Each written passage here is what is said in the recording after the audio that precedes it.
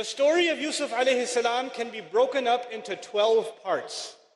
If you know the story, you can easily, as it is in Surat Yusuf, you can break it up into 12 parts. I'll tell you why I'm telling you this.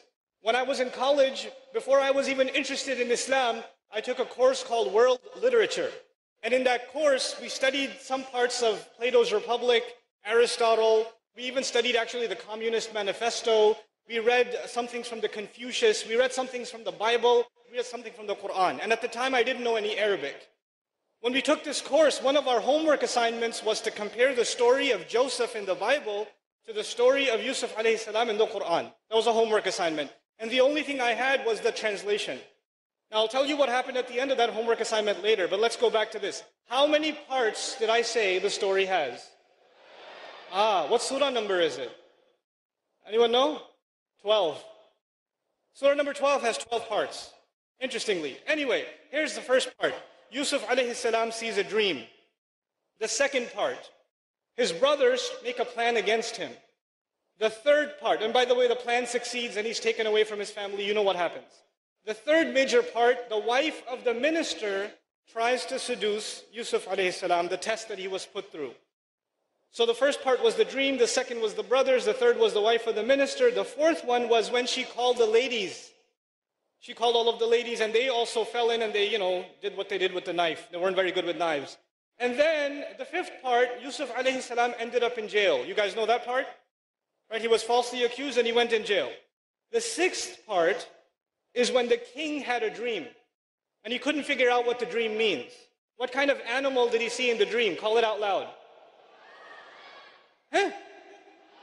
A cow. Very good. That's a very loud cow over there. Okay. Now, the seventh part is that the dream that he had gets interpreted by Yusuf alayhi salam. So he doesn't know what to do with the dream. They send for Yusuf alayhi salam. He interprets the dream. The eighth part is Yusuf alayhi salam is released from prison. He gets out of prison. The ninth part is the women, remember those ladies with the knives? They confess. They admit that they did something wrong. The 10th part, the wife of the minister also confesses. The 11th part, the brothers learn their lesson. You know the brothers who put him in the well in the beginning? Now we're in part 11 and they learn their lesson.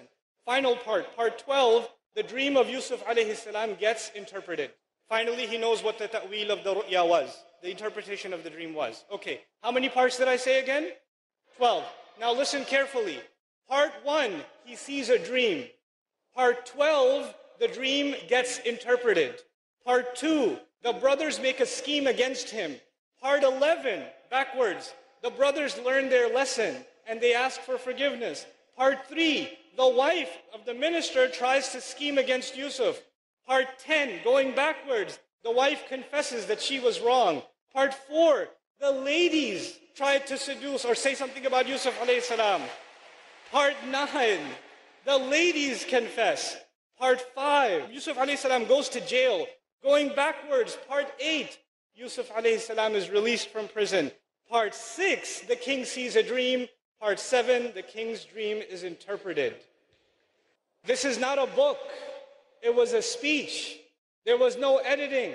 There was no, here are the 12 parts. Let's put part 1 and part 12, part 2 and part 11, part 3 and part 10. It wasn't like that. It was given as a surah. The Rasul ﷺ recited it. And just in that recitation, it has this perfect symmetry. Subhanallah, ma a'jaba hadha al-kalam.